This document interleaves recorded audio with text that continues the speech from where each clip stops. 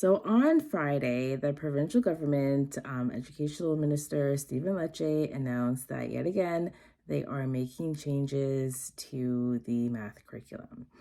In case you don't know who I am, my name is Tara. I am a certified teacher as well as the owner of the Progressive Center, a tutoring agency that focuses on math and science for students in Ontario up to grade 12.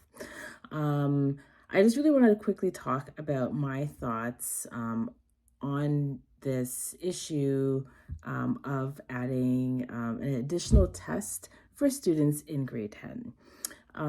What I'm going to do though is before I share my own personal thoughts, I'm going to share with what they've shared us to kind of like let us know, because I feel like a lot of the information is still up in the air as to what is to come. So starting in 2025, students must complete a new financial literacy graduation requirement as part of their grade 10 math course to demonstrate practical skills and proficient application of knowledge in financial literacy skills. Students will be able to create and manage a household budget, save for a home or asset, and protect themselves from financial fraud. Students will be required to score 70% or higher in this test to meet the financial literacy graduation requirement. Those who are unsuccessful will be able to attempt it once more in the grade 10 course before proceeding to credit recovery. These same students have already had a taste of financial literacy math work as it was introduced to elementary school curriculum in 2023. So I just really want to talk about just my own personal thoughts about adding this additional test for students in grade 10. Grade 10 math is probably the second most requested course that I get from parents, because the course is so compact with concepts. It's a very difficult course for students as it prepares them for grade 11 math and whatnot.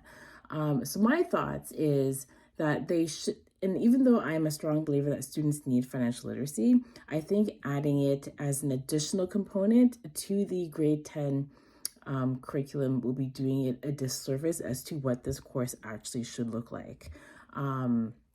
We don't know exactly how much time they're going to be spending in grade 10 math on financial literacy.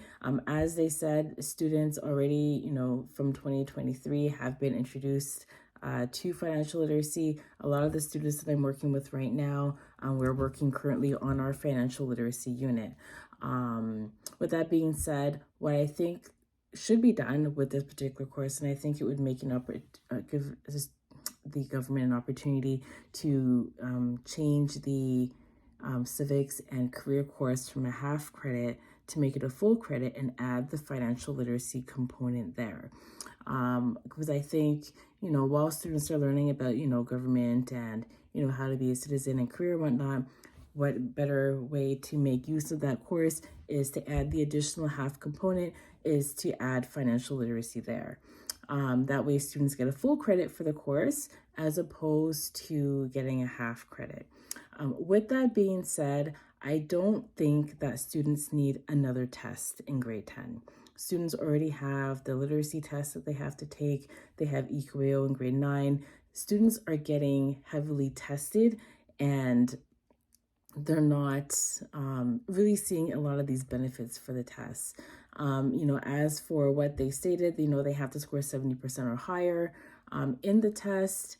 And if they fail it, they can take it again. But then if they fail it again, then they can go to credit recovery. Again, I really think instead of forcing them, to spend like a week or 2 weeks or however long on grade 10 math, in grade 10 math with the financial literacy component, that I think it will be beneficial for them to create a lengthier unit for them. That way they get more out of it rather than, taking stuff out of grade 10 math or even preventing them from learning things that they might need for the other courses that are coming after grade 10 math. So those are just a few of my thoughts.